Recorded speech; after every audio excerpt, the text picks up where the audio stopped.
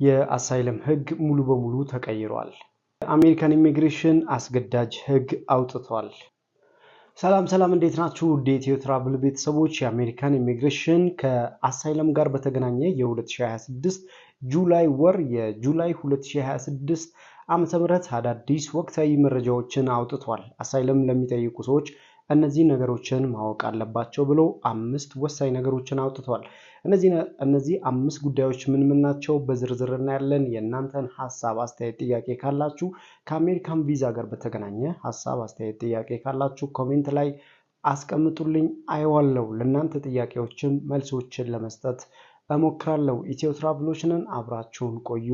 የአሜሪካን ኢሚግሬሽን ከአሳይለም ጋር በተገናኘ የተለያዩ ማስጠንቀቂያዎችን እየሰጠ ይገኛል።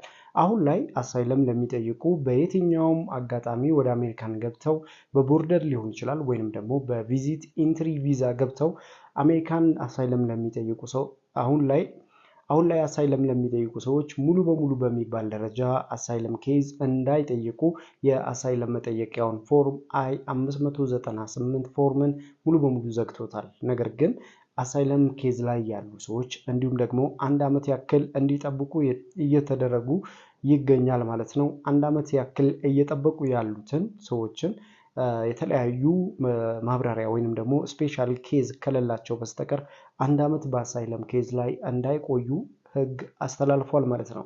አዲስ ህግ አስተላልፏል፣ አዲስ ህግ አውጥቷል ማለት ነው። ይሄ ምን ይመስላል? እንዲሁም ደግሞ አዳዲስ የተጨመሩ 5 ወሳኝ ነገሮች አሉ። እነሱን እናያለን። ከናንተ የሚያስፈልገኝ አንድ ነገር አለ። ሰብስክራይብ አድርጉ፣ ላይክ አድርጉ፣ ሼር አድርጉ፣ እንዲሁም ጆይን በማድረግ ደግሞ ቤተሰብ ሁኑ። የኢትዮ ትራቭል ቤተሰቦች በመላው ዓለም ላይ ያላችሁ ጆይን በማለት ደግሞ ሰፖርት እንድታደርጉኝ በአክብሮት እጠይቃለሁ። የአሜሪካን ኢሚግሬሽን ከአሳይለም ጋር በተገናኘ 5 ወሳኝ ነገሮችን አውጥቷል። የመጀመሪያው ስደተኞችን በተመለከተ ህጋዊ የሆነ ማረጋገጫ ፎርም እየጠየቃቸው ይገኛል።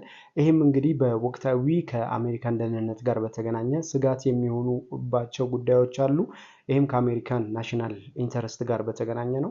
በተለይ ከአሜሪካን እና ከእስራኤል ጋር በተገናኘ ያላቸውን ግንኙነት በተለያዩ ቦታዎች ላይ ደግሞ በተለያዩ ሀገራት ገብታችሁ ከነበረ ወይም በአሜሪካን የተከለከሉ ሀገራት አሉ፣ ወደ 75 የሚሆኑ ሀገራት።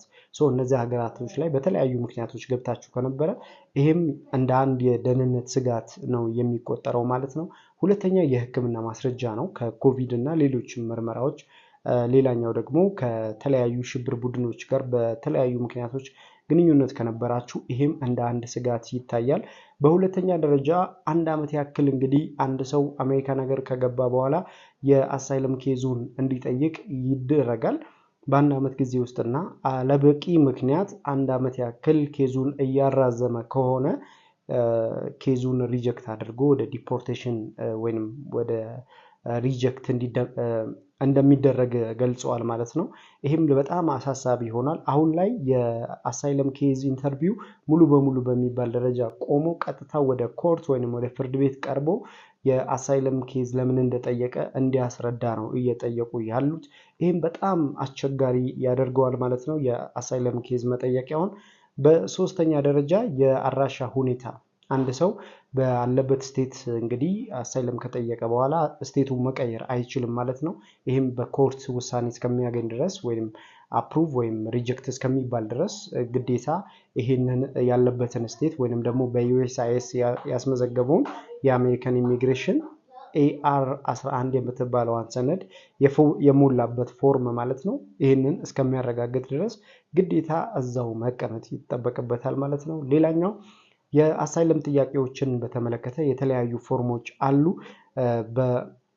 ሌላኛው በአራተኛ ደረጃ ያስቀመጣቸው በናሽናል ቪዛ ሲስተም ማለት ነው። የአንድ ሰው እንግዲህ የተለያዩ ፍርድ ቤት ጥያቄዎች ሊቀርብለት ይችላል በኢሚግሬሽኑ በኩል። ይህንንም በባለሙያ በኩል መመለስ ይጠበቅበታል። አብዛኛው ግን ከዚህ ጋር የሚገናኘው የስራ ፍቃድ አውጥቶ ከሆነ ነው። ኢምፕሎይመንት ቪዛ አውጥቶ ከሆነ ኢምፕሎይመንት ፔፐር አውጥቶ ከሆነ የዛን ኢምፕሎይመንት ታክስ ኢንፎርሜሽን ማስገባት ይኖርበታል ማለት ነው።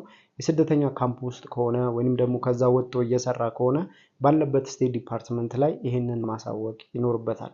በአምስተኛ ደረጃ በተለያዩ ሀገራት እንግዲህ በአብዛኛው በሚባለው አምስተኛ ላይ በዋሽንግተን ዲሲ፣ ኒውዮርክ፣ ዳላስ፣ ቴክሳስ፣ ቺካጎ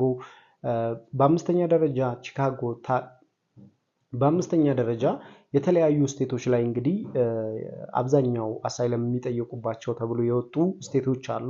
አብዛኛው ስደተኞች የሚበዙበት በቪዛ ኢንትሪም ሊሆን ይችላል፣ በቦርደር አቋርጠውም ሊሆን ይችላል።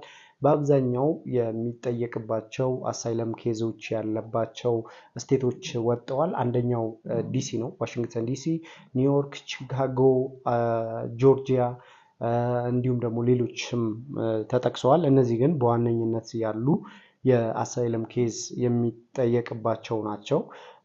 ባክግራውንድ ቼኪንግን በተመለከተ ደግሞ ስለእናንተ የግል ማንነት ዲቴል ኢንፎርሜሽን ይፈልጋሉ። ስለዚህ ማድረግ ያለባችሁ ነገር ምንድን ነው?